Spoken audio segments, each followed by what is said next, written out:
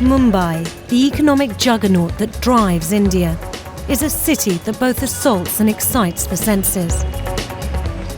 In this metropolis of almost 20 million, set on the coast of the glittering Arabian Sea, contradictions are everywhere. Fabulous wealth sits alongside dire poverty.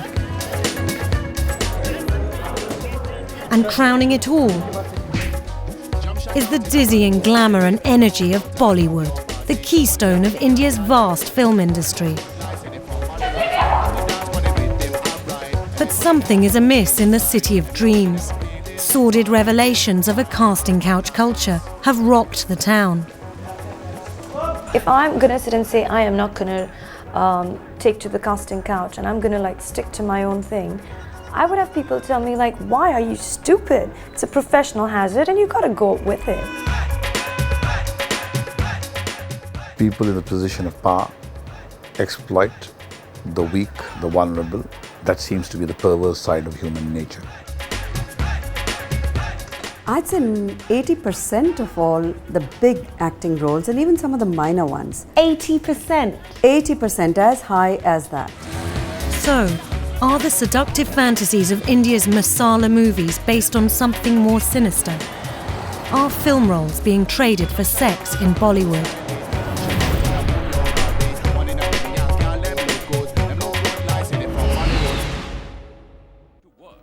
India TV की team को ये पता चला कि Mumbai film industry में फिल्मों में role दिलाने के नाम पर लड़कियों को सेक्सुअली एक्सप्लॉइट किया जाता है। The issue first surfaced when this was beamed into millions of Indian living rooms. Hello? Is that Shakti? Who's this? How are you? This is Ruchi from Delhi. Pehchana? Yeah, Ruchi, acha, Ruchi. A popular Bollywood actor called Shakti Kapoor was trapped in an elaborately planned sting operation by the news channel India TV. You just SMS me your room number. Okay. Shakti specializes in playing villains, but here he was the bad guy in real life. इस line में क्या होता है? हाँ. One Shakti Kapoor supports you. Nobody will touch you. In the footage, he's seen propositioning an undercover reporter who's posing as an aspiring actress. A drunk Kapoor is caught offering to help her career in exchange for sex, something he claimed, sensationally, was common practice in Bollywood, even amongst its biggest stars. It really took the nation by storm. That Sunday, people did not go to the temples or to the churches or to their mosques. They sat riveted in front of the television screen. Now you listen to me. I want to make love to you. I want to make love to you. I want to kiss you. And if you don't want to do it, it's cool. But I gotta go. अब थोड़ी देर पहले हमने बताया कि शक्ति कपूर ने अपनी India TV weren't slow to see the impact of their story. They ran it continuously on their rolling news. Here was the proof, they claimed, of the problem that the Indian film industry refused to confront. Shakti Kapoor was left a broken man. He'd been cruelly exposed and, worse, implicated some major Bollywood players. In the days following, the exposé was dissected endlessly, and friends and colleagues spurned Shakti.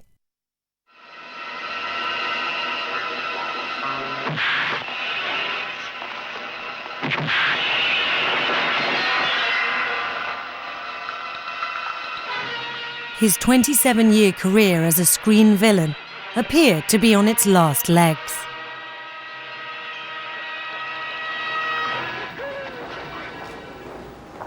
Well, I've come to the glamorous district of Juhu, where most of the film set live, to meet Shakti Kapoor and hear what he's got to say for himself. Hello. Hi. Come in, madam. Hi. How are you?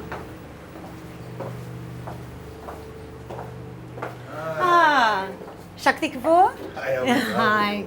Nice to meet you. Nice to meet you. From the BBC. Yeah, hi. Hi. My goodness, look at all of this. This is all my work, my films, my silver jubilees, golden jubilees, all my awards. The corridor of fame. The corridor, all hard work. Cut.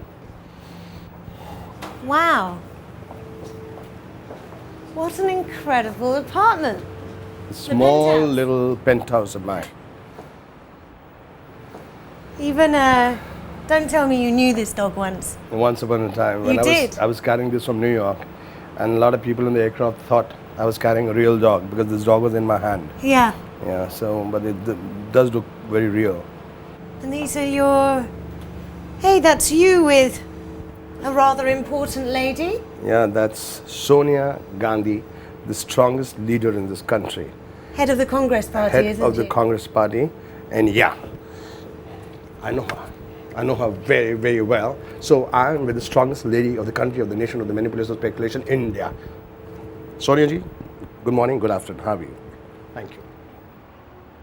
So tell me about the night, Shakti, the night of Sunday, March the 13th, and when the 13th. the infamous broadcast happened.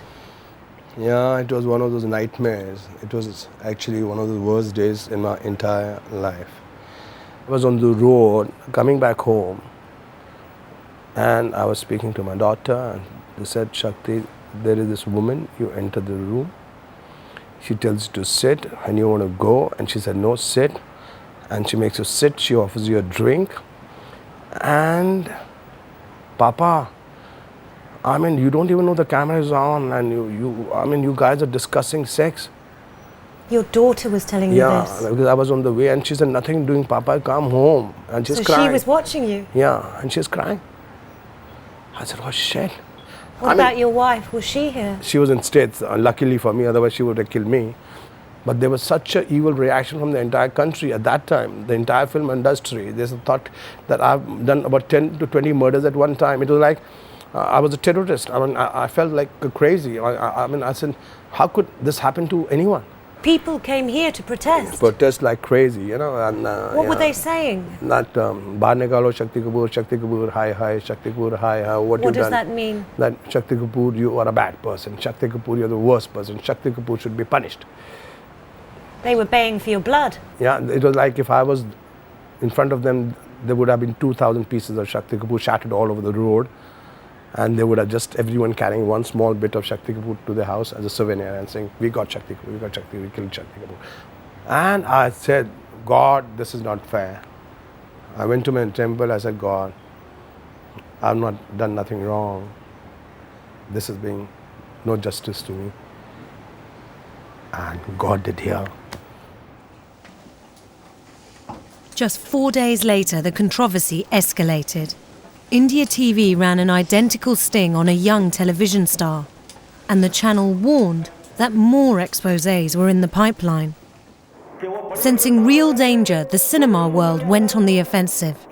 Some of Bollywood's biggest screen heroes came out and condemned India TV for its methods and its motives. What was the impact on the film industry here? Shock, like an animal trapped in the glare of a headlight, immobilized, paralyzed. Then came outrage, then came denial, and they haven't moved out of the denial mode since then.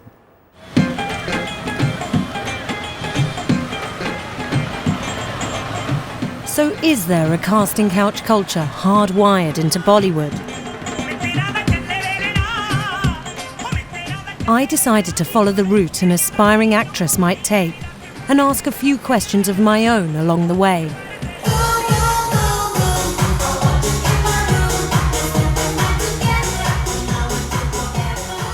Indian popular films are nothing without their colourful song and dance numbers. But while the singing is left to a legion of playback singers, dancing is different. A debutante actor still has to make sure that he or she knows all the right steps.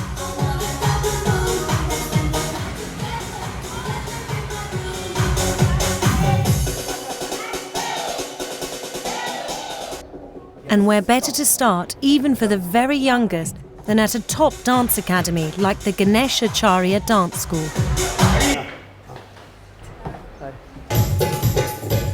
Over the years, Bollywood's dance routines have got raunchier and more erotic.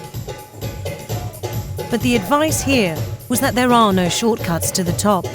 The answer, it seems, is still to work, work, work. To be even considered, mere acting ability is not enough. Skills like dancing and speaking Hindi are required. But unlike the West, having an agent to look after your interests is not.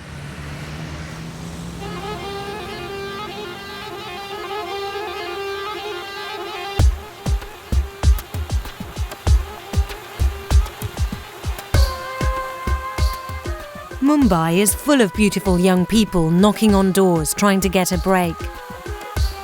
And with the explosion in Bollywood's popularity in the UK, there's also a steady influx of British women who've set their cap on making it big here.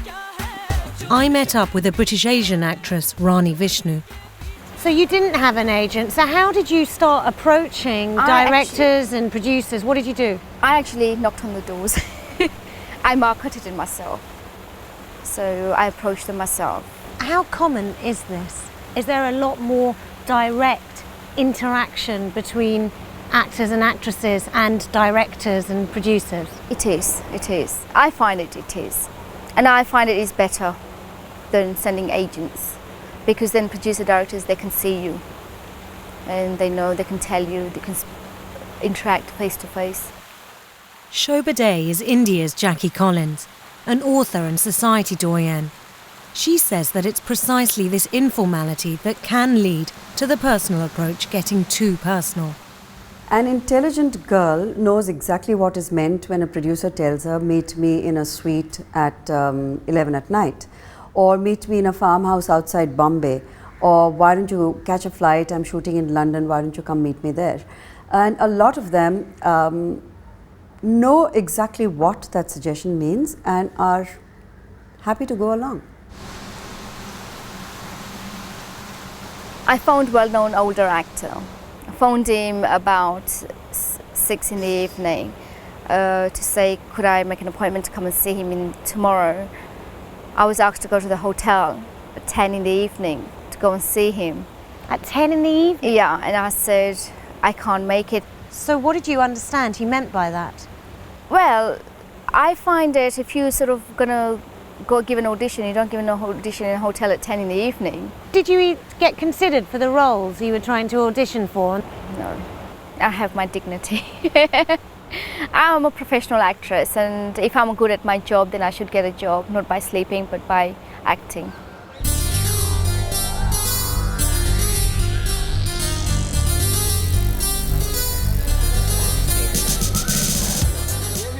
Now this is the sort of place a young hopeful wants to hang out.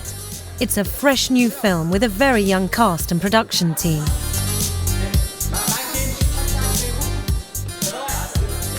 There's no shortage of energy or enthusiasm on set here. And I notice no shortage of attractive extras either, waiting for their big break. The hero is an up-and-coming young star, who also happens to be the nephew of film mogul Mahesh Bhatt.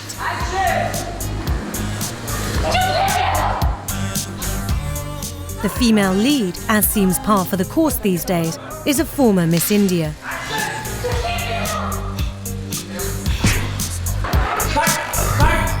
In popular Indian films, a lack of realism never stands in the way of a good yarn. In fact, fights, stunts and melodrama are all part of the spectacle. Our debutante director is from a well-known family too.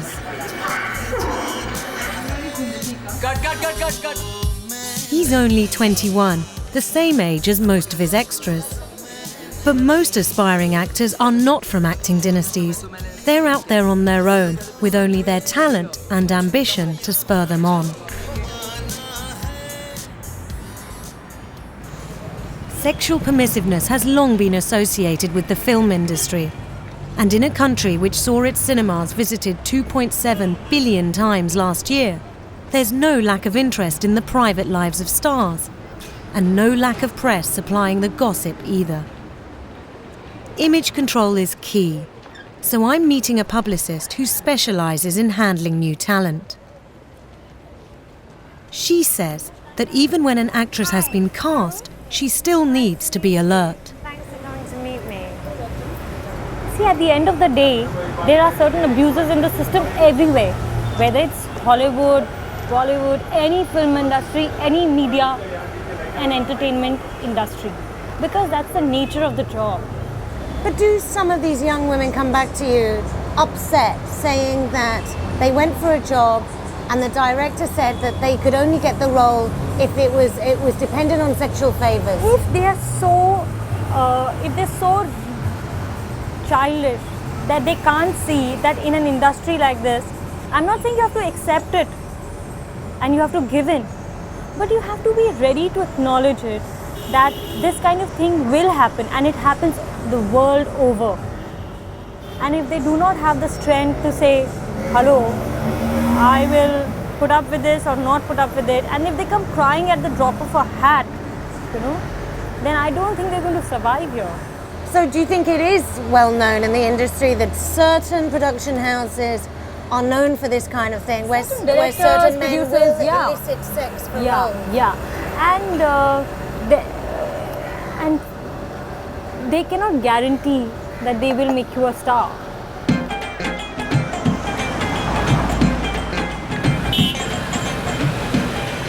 But is talent being overlooked in the pursuit of sexual favours?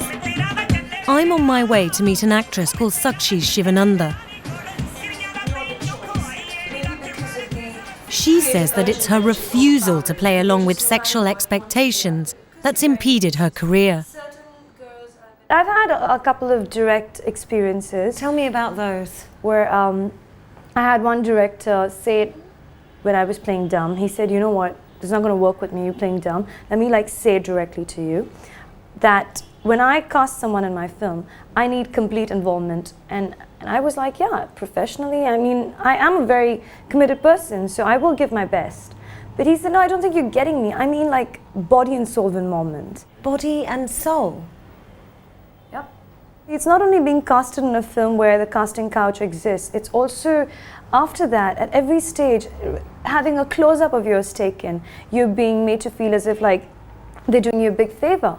What, so if you've already been cast for a film, yeah, and the director is then saying to you, in order to do a close-up of you, there's got to be some quid pro quo. I mean, they make you feel as if like, I'm taking your close up and I could like take a long shot and your performance would just go unnoticed. So the fact that I'm taking your close up is a very big thing.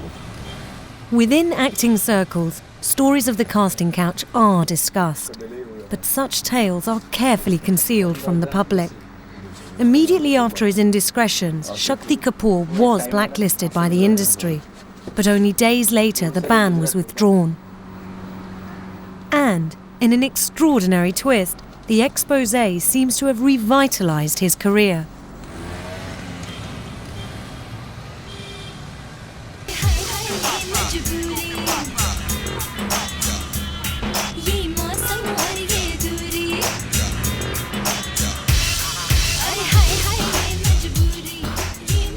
One evening, I accompanied Shakti to a film launch at a lavish 5-star hotel, where it soon became clear that he was very much back in favour with the film elite. This sophisticated party was attended by some of Bollywood's most influential power brokers. How are you? She is the lady. Having the party. Their public backing of Shakti was pointed. It's this kind of mutual understanding, he says, on which Bollywood functions. How does it work, Shakti, when you're considered for a new film? You have lots of meetings? Or? No, a lot depends on your relation. Like if he wants to make a film, I want to have a meeting with him. He just says, Shakti, you're working in the film. So there isn't a formal auditioning process? Then everything is so understanding, As the stars posed for the Society Snappers, I wondered whether the scandal had actually provoked any soul-searching about the issue at stake itself. Do you think then, Shakti, that the whole storm that was created over the sting operation on you overshadowed the real problem, which is that there is a casting couch culture in Bollywood? Casting couch is not in Bollywood, it's all over the world. It's like give and take. I'll be lying if I say it doesn't happen. It exists everywhere. So you don't have, it's no big deal. Nobody is raping anyone. But now what has happened, my experience is a lot of these girls who want to become actresses, 50% of them, they come to a big producer and director and they say, if you give us a role, we're ready to do anything. Before a director or producer can even say anything, these girls offer themselves. You think it's always one way? You don't think producers and directors sometimes approach it's both ways. the girls? It's both ways. This is what they call in our film industry, will you cooperate with me? They don't say, I want to make love to you, or will you cooperate with me? And the girl comes, sir, if you give me any role in your film or give me a role of a heroine, I'll cooperate with you. Isn't there a degree of exploitation if you have a young, vulnerable woman who doesn't come from a film dynasty? See, I mean, if she's offering herself, trying to get a job, not if she's offering, if it's made clear to her that a role is dependent on a sexual favour. Then she can say no and go back home. In a country where 10 million people go to the cinema every day, whether the casting couch is portrayed as consensual sex or as sexual exploitation is important for an industry already suffering from the impact of video piracy and TV. Many of Indian cinema's most avid fans are from the poorest, most conservative sectors of society. It's no small irony that as they eagerly queue for the latest releases, the squeaky clean morality that's projected on screen is being undermined by stories of immoral behaviour off-screen. The reality is, there are many different Indias in this vast subcontinent. And the desire to keep up with the fast set can be one more reason for women to compromise. Certain girls have it like a financial crunch, and they really don't know how to make ends meet. And especially with India in the last decade has like been changing so rapidly. So keeping up with these changing times also requires a lot of money. So would girls say, I'm doing this to get the part?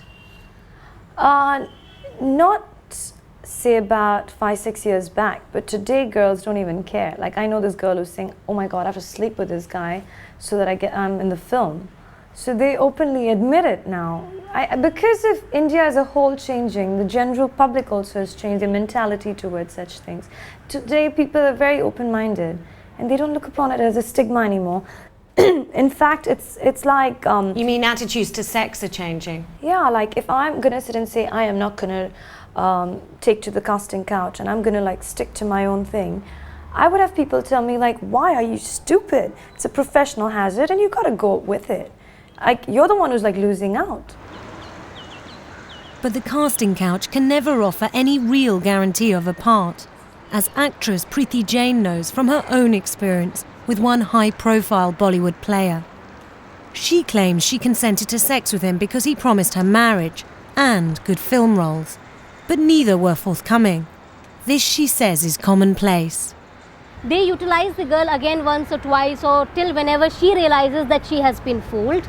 And not only do they do that, in the evening they have a network. They already have a network of other producers and directors who are like-minded. They sit and drink and they say, oh God, this girl is just new, and she's so stupid, we have just fooled her. Why don't you also fool her? But the women that go along with this they're not being forced into it. They are still giving their consent to what's happening. I'm not saying, as I said, I'm not at any point saying that is rape. I'm not at any point saying that. But what I would like to say here is that it is consent which is falsely obtained. You're saying it's exploitation? It is rampant exploitation and it is a social evil which needs to be addressed, and it has to be addressed very soon.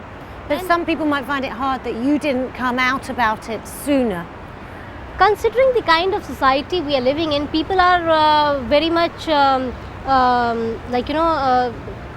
people find it very strange that I've come out even now. Because the kind of society we are living in here, people don't really, here women are very subdued. Something happens to them, they go in a corner, they cry or they hang themselves by the ceiling fan, but they don't divulge, they don't speak up, which is why such malpractices continue. For the vast majority of women in India, admitting that they've compromised themselves on their route to success is still unthinkable. The risk is too high. There have been women who have taken a stand, who have taken a position, and well, we know where they are, they're nowhere. They're on the fringes, still hoping that things will change, but cynical and kind of sad and disillusioned, but still hoping. Speak out and risk condemnation, or play the game and risk being double-crossed. Either way, the lack of a clear recruitment process has allowed some of the most powerful in the business to take advantage of the least. I think one should be outraged at this practice. It has the stench of the bygone days. It's a feudal mindset.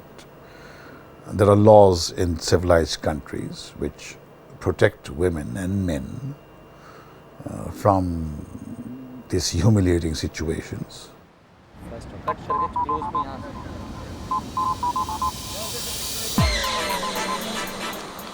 It's time for one last meeting with Shakti Kapoor.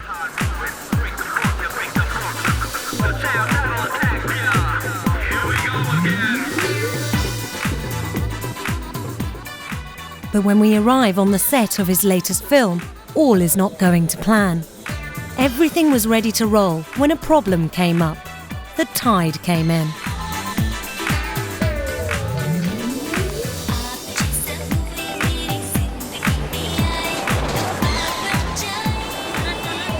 As the film crew de-rig and retreat a couple of 100 meters inland, Shakti's sleeping off the after effects of the night before.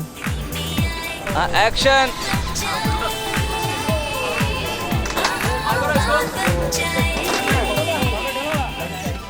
At last, he makes an appearance. My director.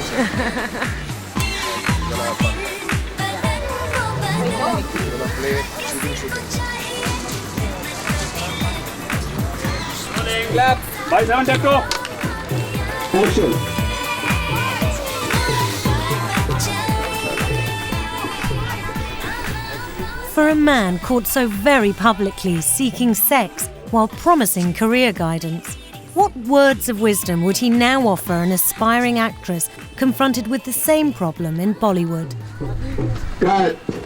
Whenever a woman gets used, I mean, I've seen 90% of these women not getting no roles at all, because once they're used, they're thrown out, because then a producer or the director wants a lot of dignity in his film, and he feels that this woman is a very cheap woman and she's very easy, and it's no problem. I mean, I shouldn't cast her in a film because she's got no standard.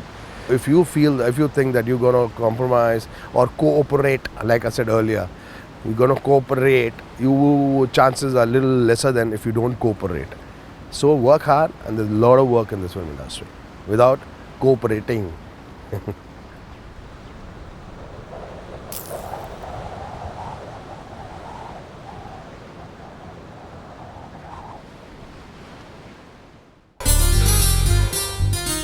If you'd like to be reminded about upcoming This World programs, text This World to 81010 to receive our free text alert service.